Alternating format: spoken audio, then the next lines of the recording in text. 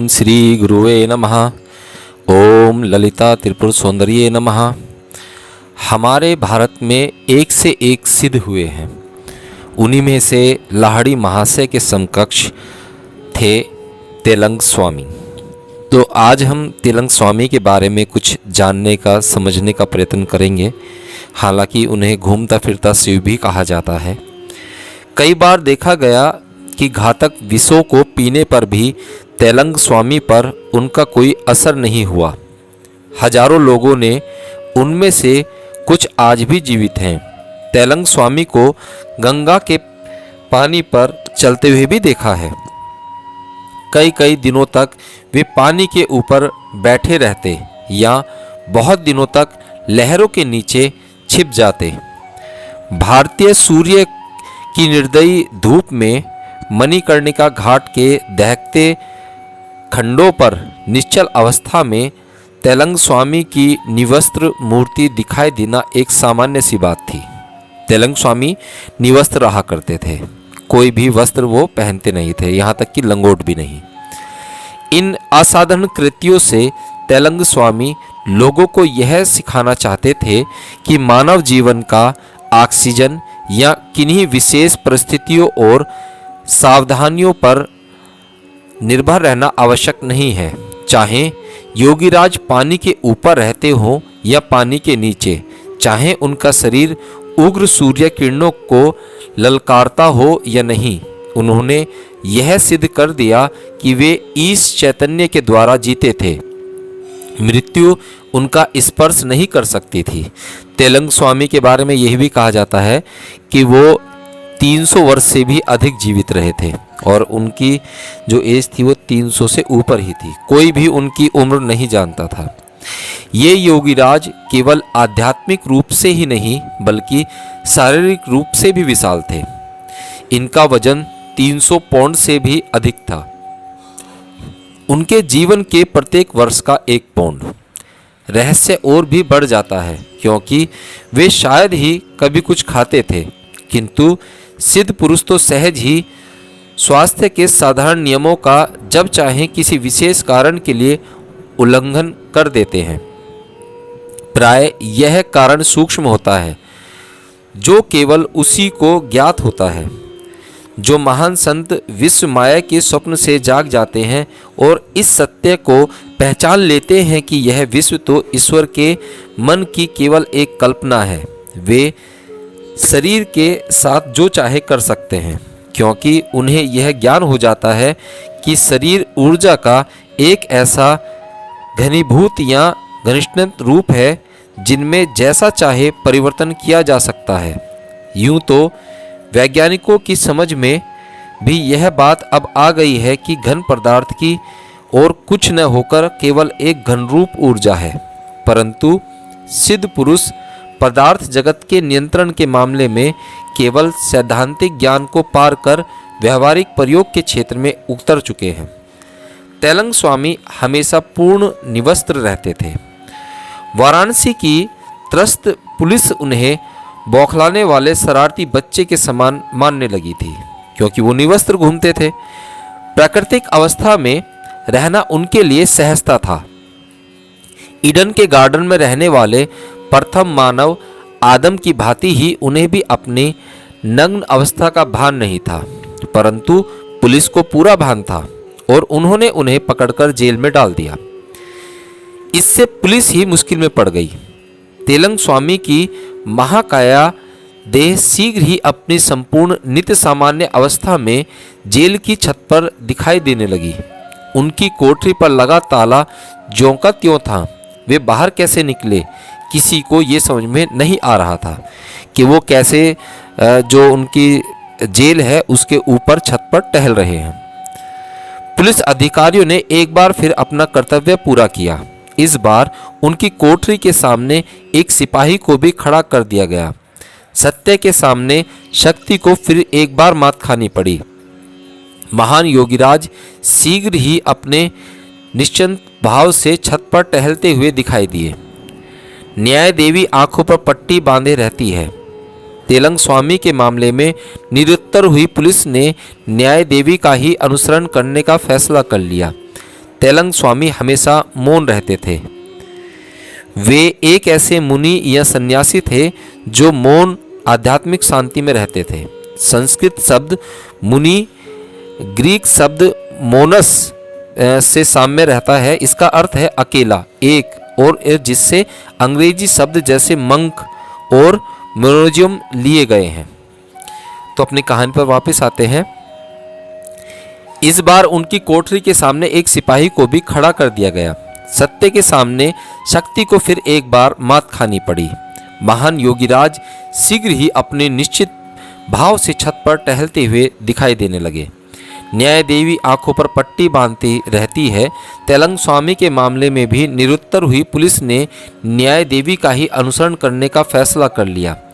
तेलंग स्वामी हमेशा मौन रहते थे, तो पुलिस ने जो है उनको फिर छोड़ दिया क्योंकि वो उनकी पकड़ से बाहर थे। तेलंग स्वामी हमेशा मौन रहते थे। गोल गोल चेहरा और बड़े पीपे की तरह विशाल पेट होते हुए भी वे कभी कभी ही खाते थे। कई सप्ताह तक निराहार रहने के बाद वे हंडिया भरकर भक्तों द्वारा अर्पित किया गया दही खाकर अपना उपवास तोड़ते, क्योंकि तेलंग स्वामी को दही खाना अत्यंत ही प्रिय था। एक मुझे किस्सा याद आता है कि एक बार तेलंग स्वामी को क्योंकि दही बहुत पसंद था, वो दही को कभी मना नहीं करते थे। तो एक भक्त ने क्या काम किया कि जो हमारा चूना आता है कली, उसको घोलकर तेलंग स्वामी को दे दिया और तेलंग स्वामी उसे दही समझकर खा गए, पी गए एक तरीके से। तो वो इंतज़ार देखने लगा कि तेलंग स्वामी की भाई इससे तो, क्योंकि आपको पता है चूना कितना तेज होता है कि चूने से तेलंग स्वामी की जो है आंतें कट फट जाएंगी, पर ऐसा कुछ नहीं हुआ। तेलंग स्वामी तो आराम से सोते रहे और जिस आदमी ने उनको वो दिया था चूना घोलकर, उस आदमी के पेट में अत्यंत पीड़ा होने लगी। तब वो रोता हुआ बिलखता हुआ तेलंग स्वामी के पास आया और क्षमा याचना करने लगा। तब तेलंग स्वामी ने उसे माफ़ कर दिया और तब उसकी पीड़ा शांत हुई। एक बार एक नास्तिक ने तेलंग स्वामी को पाखंडित सिद्ध करने का निश्चय किया। उसने दीवारों की सफ़ेदी के लिए इस्तेमाल किए जाने वाला चूना घोलकर एक बाल्टी भर उनके सामने रख दिया। फिर उसने बड़ी श्रद्धा का ढोंग करते हुए कहा, महात्मन, मैं आपके लिए कुछ दही लाया हूँ, कृपया इसे स्वीकार करें। तेलंग स्वामी ने बिना किसी हिचक के उस जलते हुए चूने के कई लीटर की आखिरी बूंद तक पी ली। कुछ ही मिनटों में वह कुकर्मी पीड़ा से छटपटाते हुए भूमि पर लेटने लगा। बचाइए स्वामी जी, बचाइए, वह चीखने लगा। मेरा शरीर जल रहा है, मेरी कुटिल परीक्षा के लिए क्षमा कर दीजिए। महान योगीराज ने अपना मौन भंग किया और कहा, शैतान, उन्होंने कहा, तुमने जब यह विष मुझे पीने के लिए दिया था तब तुम्हारी समझ में यह नहीं आया कि मेरा जीवन तुम्हारे जीवन के साथ एक है। यदि मुझे यह ज्ञान नहीं होता कि मेरे पेट में ईश्वर उसी तरह विद्यमान है जिस तरह वह पूरे ब्रह्मांड के हर अणु परमाणु में है, तब तो चूने के घोल ने मुझे मार ही डाला होता। अब तो कर्म का दैवी अर्थ तुम्हारी समझ में आ गया है, इसलिए फिर कभी किसी के साथ चाल चलने की कोशिश मत करना। तेलंग स्वामी के इन शब्दों के साथ ही वह पापी कष्टमुक्त हो गया और चुपचाप वहां से चला गया। तेलंग स्वामी के बजाय उस आदमी पर पीड़ा का उलटना योगीराज की अपनी इच्छा के कारण नहीं हुआ था, बल्कि सृष्टि के दूर दूर से स्थित पिंडों के भी आधारभूत विधि के नियम के क्रियान्वित होने से हुआ था। यानी कि जैसा आप करोगे वैसा ही पाओगे। तेलंग स्वामी जैसे आत्मदर्शी पुरुषों के मामले में यह नियम तत्क्षण क्रियान्वित हो जाता है, क्योंकि उन्होंने उसके क्रियान्वयन में बाधक अहंकार के एक दूसरे को काटने वाले प्रवाहों को पहले ही हमेशा के लिए नष्ट कर दिया होता है। ईश्वरीय न्याय की स्वचालित व्यवस्था प्रकट होती है, जैसा तेलंग स्वामी का उनका हत्यारा बनने जा रहे व्यक्ति के मामले में हुआ। मैं विश्वास मानवीय अन्याय के प्रति हमारे उतावले क्रोध को शांत करता है। प्रतिशोध लेना मेरा काम है। प्रभु कहते हैं, मैं ही प्रतिशोध लूँगा। मानव के क्षुद्र साधनों की आवश्यकता ही क्या है। प्रतिशोध के लिए ब्रह्मांड स्वयं ही अपने आप व्यवस्था करता है। नासमझ लोग ईश्वरीय न्याय, प्रेम, सर्वज्ञता, अमरता आदि होने की संभावनाओं पर विश्वास नहीं करते, शास्त्रों को ख्याली उलाव समझते हैं। इस प्रकार के नासमझ दृष्टिकोण वालों को ब्रह्मांड के विराट प्रपंच के प्रति कोई आदर श्रद्धा नहीं रहती और अपने जीवन में वे ऐसी असंगत घटनाओं का चक्र शुरू कर देते हैं कि वही चक्र आखिर उन्हें विवेक और ज्ञान को ढूंढने पर विवश कर देता है। ईसा मसीह ने यरूशलेम में अपने विजय प्रवेश के अवसर पर ईश्वरीय विधान की सर्वशक्तिमत्ता के बारे में कहा था। जब उनके शिष्य और जन समुदाय हर्ष ध्वनि पर रहे थे और नारे लगा रहे थे, स्वर्ग में शांति और ईश्वर की महिमा हो, तो कुछ रूढ़िवादी फ्रांसीसियों ने इसे अशोभनीय दृश्य कहकर ईसा के पास जाकर इसका विरोध किया। उन्होंने कहा, हे गुरु, अपने शिष्य को डांटिए। परंतु ईसा ने कहा कि यदि उनके शिष्यों को चुप कर दिया गया तो पत्थर तुरंत नारे लगने लगेंगे। फ्रांसियों को लगाई हुई इस फटकार में ईसा मसीह यह स्पष्ट कर रहे थे कि ईश्वरीय न्याय केवल प्रतीकात्मक अमूर्तता नहीं है जो कुछ प्रकट नहीं हो सकती, और शांत रहने वाली भीड़ जीव जड़ से उखाड़ दी जाए तब भी उसके स्वयं विधि के विधान से, जो सृष्टि का आधार है, वाणी एवं सुरक्षा प्राप्त हो जाएगी। एक दिन प्रातःकाल मामा ने तेलंग स्वामी को बनारस के एक घाट पर भक्तों की भीड़ के बीच बैठे देखा। मामा किसी प्रकार भीड़ में से रास्ता बनाकर तेलंग स्वामी के पास पहुंच गए और उन्होंने भक्ति भाव से उनका चरण स्पर्श कर लिया। यह देखकर मामा आश्चर्यचकित रह गए कि वे उसी क्षण अपने एक व्यथाजनक जीर्ण रोग से मुक्त हो गए। तेलंग स्वामी के ज्ञात शिष्यों में से केवल एक महिला शंकरी माई जीवित हैं। तेलंग स्वामी के एक शिष्य की पुत्री होने के कारण शंकरी माई को बचपन से ही स्वामी की शिक्षा दीक्षा प्राप्त हुई। वे 40 वर्षों तक बद्रीनाथ, केदारनाथ, अमरनाथ तथा पशुपतिनाथ के पास हिमालय की अनेक गुफाओं में रहीं। इस ब्रह्मचारिणी का जन्म 1726 में हुआ था। अब उनकी उम्र 100 वर्ष से अधिक है, परंतु दिखने में वृद्ध नहीं लगती। उनके केस पूर्ण काले हैं, दांत एकदम चमकदार हैं और उनमें गजब की फुर्ती है। वे निर्धारित वर्षों में होने वाले कुंभ मेले में जैसे धार्मिक मेलों में सम्मिलित होने के लिए कुछ वर्षों के बाद अपने एकांतवास से बाहर आती हैं।